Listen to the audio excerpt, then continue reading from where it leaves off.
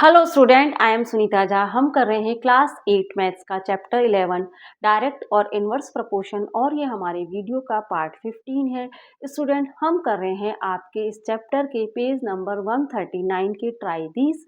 तो देख लेते हैं क्वेश्चन क्या है। क्वेश्चन है observe the following table and find which pair of variable here x and y are in inverse proportion.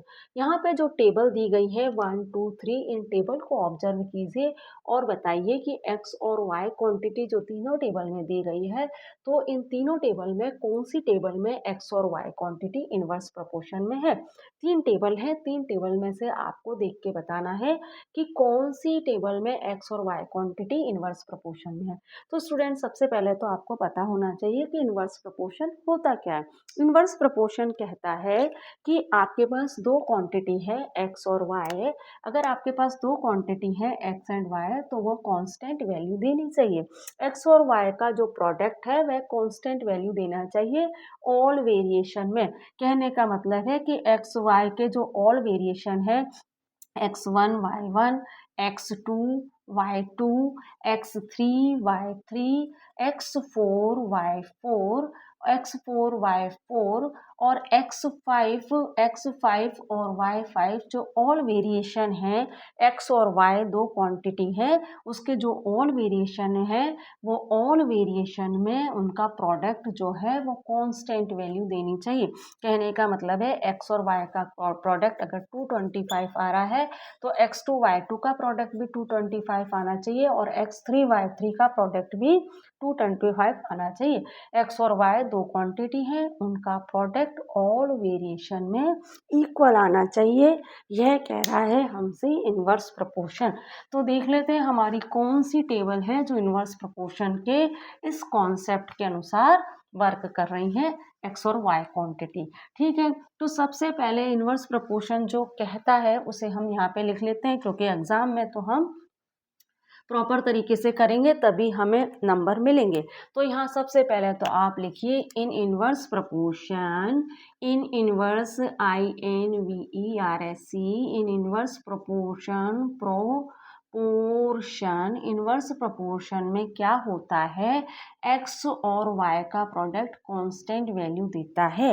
कहने का मतलब क्या है, कहने का मतलब ये है कि इनवर्स प्रोपोर्शन में x1 y1 का इक्वल होते हैं x2 y2 के और x2 y2 इक्वल होते हैं x3 y3 के और x3 y3 इक्वल होते हैं x4 y4 के और x4 y4 इक्वल होते हैं x5 y5 के, है ना।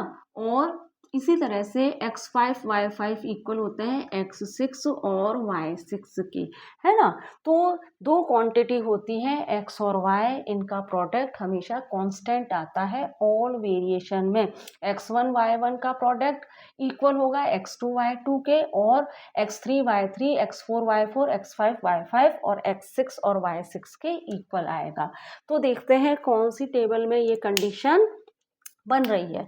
तो सबसे पहले हम टेबल 1 ले लेते हैं। ठीक है, तो टेबल 1 ले लेते हैं, इसको मैं थोड़ा हाईलाइट कर लेती हूँ ताकि ये केस ऑल टेबल में यूज होगा। तो इसको हम थोड़ा सा हाईलाइट कर लेते हैं इस तरह से। ठीक है, अब आप देखिए टेबल 1 ले लीजिए आप। सबसे पहले टेबल 1। अब टेबल 1 में आपको क्या करना है, इसी केस को यूज करते हुए देखना है कि ये इनवर्स प्रोपोर्शन का केस बन रहा है या नहीं। अब टेबल 1 में दो क्वांटिटी है आपके पास, x क्वांटिटी और y क्वांटिटी, और x और y क्वांटिटी अलग अलग वेरिएशन में है। x quantity x1 x2 x3 x4, ठीक है, x4। इसी तरह से y क्वांटिटी के वेरिएशन क्या है, y1 y2 y3 y4, ठीक है, ये हमारे y क्वांटिटी के वेरिएशन है। अब आप देखिए कि भाई x1 और y1 और x2 और y2 का प्रोडक्ट इक्वल आना चाहिए। अगर ये इक्वल है तो ये इनवर्स प्रोपोर्शन है। x1 के लिए क्या इंफॉर्मेशन दी है, 50 है भाई x1। y1 क्या है, 5 है। टेबल में जो इंफॉर्मेशन दी है वही पुट करनी है। x2 क्या है टेबल में, 40 है। y2 क्या है, 6 है। अब 50 को जरा 5 से मल्टीप्लाई कीजिए, आपको क्या मिलेगा, 25 और 0। और 4 को 6 से मल्टीप्लाई कीजिए 24 और 0। अब आप देख रहे हैं कि यहाँ पे x1 और y1 का प्रोडक्ट तो आ रहा है 250 और x2 और y2 का प्रोडक्ट आ रहा है 240। तो ये तो इन्वर्स प्रोपोर्शन वाला केस नहीं बन रहा है। इन्वर्स प्रोपोर्शन तो कहता है x1 y1 का प्रोडक्ट और x2 y2 का प्रोडक्ट इक्वल आना चाहिए। अभी अगर आपका x2 y2 का प्रोडक्ट और x3 y3 का प्रोडक्ट इक्वल आ गया तो भी ये इन्वर्स प्रोपोर्शन का केस नहीं होगा, क्योंकि इन्वर्स प्रोपोर्शन कहता है ऑल वेरिएशन में x1 और y1 का प्रोडक्ट इक्वल आना चाहिए। अगर आपका x3 y3 और x4 y4 का प्रोडक्ट इक्वल आ गया तो ये इन्वर्स प्रोपोर्शन नहीं है, क्योंकि x1 y1 और x2 y2 का प्रोडक्ट तो इक्वल नहीं आ रहा है ना, तो हमें आगे करने की जरूरत ही नहीं है, क्योंकि ये नहीं है इन्वर्स प्रोपोर्शन का केस। तो यहाँ पे लिख लीजिए इन टेबल 1, यहाँ पे आप लिख लीजिए इन टेबल 1 में in table 1 x quantity x and y quantity, x और y क्वांटिटी जो हैं x and y quantity are not in inverse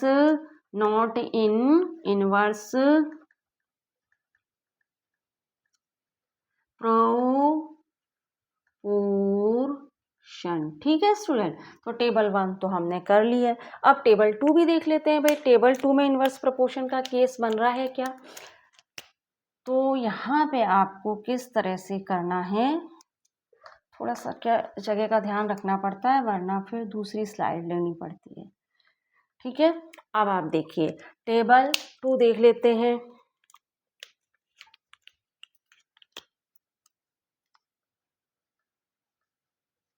table 2 में इन्वर्स प्रोपोर्शन का केस बन रहा है कि नहीं बन रहा है, वह भी हम देख लेते हैं। अब टेबल 2 में भी आपके पास दो क्वांटिटी है। कौन कौन सी दो क्वांटिटी है आपके पास, x और y क्वांटिटी, और x और y क्वांटिटी अलग अलग वेरिएशन में है। x क्वांटिटी के अलग अलग वेरिएशन क्या है, x1 x2 x3 x4। y quantity के अलग अलग वेरिएशन क्या है, y1 y2 y3 और y4। ठीक है, अब देख लेते हैं ये x और y क्वांटिटी जो अलग अलग वेरिएशन में है, इनके प्रोडक्ट इक्वल आ रहे हैं या नहीं। तो देखिए भाई x1 y1 का प्रोडक्ट और x2 और y2 का प्रोडक्ट इक्वल आना चाहिए। तो x1 के लिए क्या इंफॉर्मेशन दी है, 100 है टेबल में, और y1 क्या है 60 है, और x2 क्या है आपके टेबल में 200 है, और y2 क्या है 30 है। तो भाई 60 से 100 को मल्टीप्लाई कीजिए, आपको 6000 मिल जाएगा, और 200 को 30 से मल्टीप्लाई कीजिए, आपको क्या मिल जाएगा, यहाँ भी आपको 6000 मिल जाएगा।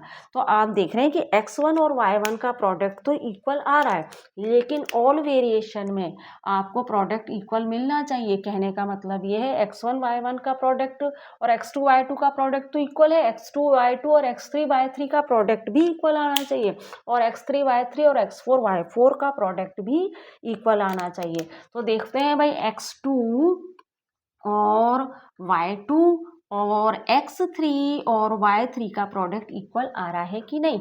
x2 क्या है 200 है, और y2 क्या है 30 है, और x3 आपके पास क्या है 300 है, और y3 20 है।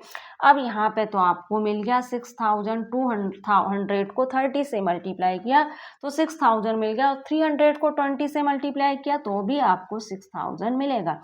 तो यहाँ पे x2 और y2 का प्रोडक्ट भी प्रोडक्ट x3 y3 के प्रोडक्ट के इक्वल है। लेकिन अगर आपका x3 y3 का प्रोडक्ट x4 और y4 के प्रोडक्ट के इक्वल नहीं हुआ तो फिर ये इन्वर्स प्रोपोर्शन नहीं होगा। तो देखते हैं भाई हाँ प्रोडक्ट इक्वल आ रहे हैं कि नहीं आ रहे हैं। तो देखते हैं यहाँ पे हम x3 और y3 और x4 और y4 इक्वल आ रहे हैं या नहीं आ रहे हैं। तो देखिए आप x3 यहाँ पे तो देखो आपको x1 y1 और x2 y2 इक्वल मिल रहा है, x2 y2 और x3 y3 इक्वल मिल रहा है। अब आप देखते हैं x3 y3 और x4 y4 आपको इक्वल मिल रहा है या नहीं। तो भाई देखिए x3 क्या है आपके पास, x3 तो आपके पास है 200 और y3 आपके पास है 20 और x4 आपके पास क्या है 400 है और y4 आपके पास है 15। ठीक है, ये तो आपको मिल जाएगा। x3 आपके पास क्या है 300 है बेटा, x3 आपके पास 300 है, तो ये तो आपको 6000 मिल जाएगा। 300 को 20 से मल्टीप्लाई करेंगे तो 6000 मिल जाएगा और 15 4 जा 60 होता है और 2 जीरो लग जाएगी, तो ये भी आपको मिल जाएगा 6000। तो इस तरह से आप क्या देख रहे हैं, इस तरह से आप देख रहे हैं कि भाई सेकंड टेबल में तो आपका इन्वर्स प्रोपोर्शन की कंडीशन बन रही है। तो यहाँ पे आप लिख दीजिए in table two x and y quantity are in inverse proportion. तो यहाँ पे आप लिख लीजिए इन टेबल टू में x and y quantity, in table two x and y quantity in x and y quantity are in inverse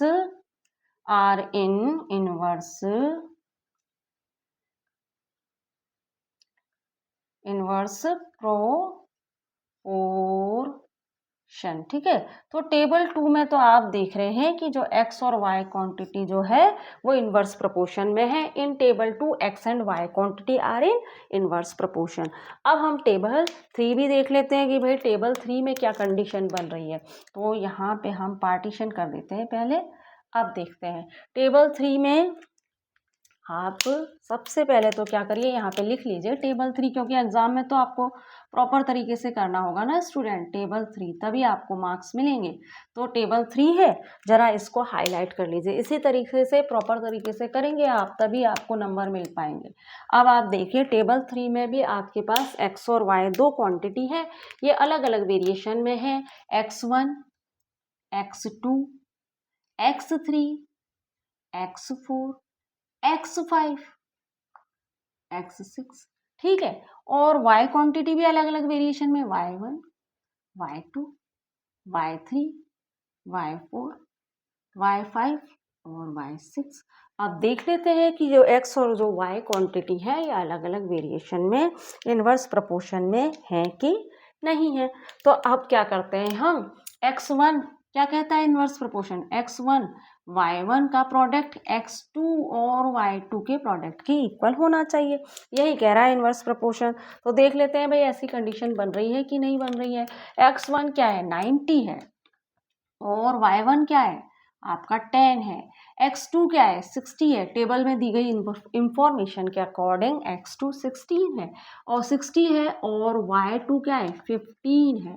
ये आपको मिल गया 900। 90 और 10 को जब मल्टीप्लाई किया तो आपको 900 मिल गया और 60 को और 15 को मल्टीप्लाई करेंगे तो आपको क्या मिलेगा, 15 6 जा 90 होता है, तो 900 यहाँ भी मिल जाएगा। तो x1 और y1 का प्रोडक्ट और x2 और y2 का प्रोडक्ट तो आपको इक्वल मिल रहा है टेबल 3 में। ठीक है, लेकिन इतना काफ़ी नहीं है, अभी तो आपको देखना पड़ेगा कि x2 y2 और x3 और y3 का प्रोडक्ट इक्वल आ रहा है कि नहीं, ऑल वेरिएशन में प्रोडक्ट इक्वल आ रहा है कि नहीं, ये हमको मालूम करना पड़ेगा। x2 y2 का प्रोडक्ट x3 और y3 के प्रोडक्ट के इक्वल होना चाहिए। x2 क्या है 60 है टेबल के अकॉर्डिंग और y2 क्या है 15 है और x3 क्या है टेबल के अकॉर्डिंग 45 है और y3 क्या है भाई 20 है। ठीक है, अब आप देखो ये तो आपको मिल जाएगा 900 और ये भी आपको 900 मिल जाएगा। कहने का मतलब ये है कि x2 और y2 और x3 और y3 का प्रोडक्ट इक्वल मिल रहा है टेबल 3 में। तो अभी तक तो आपको इक्वल वैल्यू मिल रही है, कांस्टेंट वैल्यू मिल रही है, लेकिन अभी आप x3 y3 x4 और y4 करके देखिए तो आप देखिए भाई x3 और y3 का प्रोडक्ट और x4 और y4 का प्रोडक्ट भी इक्वल आना चाहिए। x3 आपके पास क्या है, x3 तो मेरे पास 45 है और y3 मेरे पास क्या है 20 है। ठीक है, और x4 मेरे पास 30 है स्टूडेंट, और y4 मेरे पास 25 है। ठीक है, तो 45 टू जा तो 90 होता है, और ये एक जीरो लग गई। और भाई 25 थ्री जा क्या होता है, 75 होता है। अब यहाँ पे आप देख रहे हैं कि 25 को 30 से मल्टीप्लाई किया तो 750 आया। तो आपने क्या देखा कि x3 और y3 का प्रोडक्ट और x4 और y4 का प्रोडक्ट इक्वल नहीं आ रहा है, और इनवर्स प्रोपोर्शन कहता है कि ऑड वेरिएशन में प्रोडक्ट इक्वल आना चाहिए। तो यहाँ पे प्रोडक्ट इक्वल नहीं आ रहा, तो फिर ये इनवर्स प्रोपोर्शन नहीं है। यहाँ पे आपने देखा कि स्टार्टिंग में ही टेबल 1 में स्टार्टिंग में ही प्रोडक्ट इक्वल नहीं आ रहा था, तो हमने उसे आगे नहीं किया, क्योंकि अगर एक भी वेरिएशन में प्रोडक्ट इक्वल नहीं आ रहा है तो फिर वो इनवर्स प्रोपोर्शन नहीं है। भाई यहाँ पे देखा ना आपने x1 y1 और x2 y2, यहाँ पे आपने देखा कि प्रोडक्ट इक्वल नहीं आ रहा है। तो यहाँ पे भी आपने देखा कि x3 y3 और x4 y4, यहाँ पे दोनों जो वेरिएशन है इसमें प्रोडक्ट इक्वल नहीं आ रहा, तो ये इनवर्स प्रोपोर्शन नहीं है। तो आप यहाँ पे लिखेंगे इन टेबल, यहाँ पे आप लिख लीजिए ब्रैकेट के अंदर इन table 3, in table 3 x and y quantity, in table 3 x and y quantity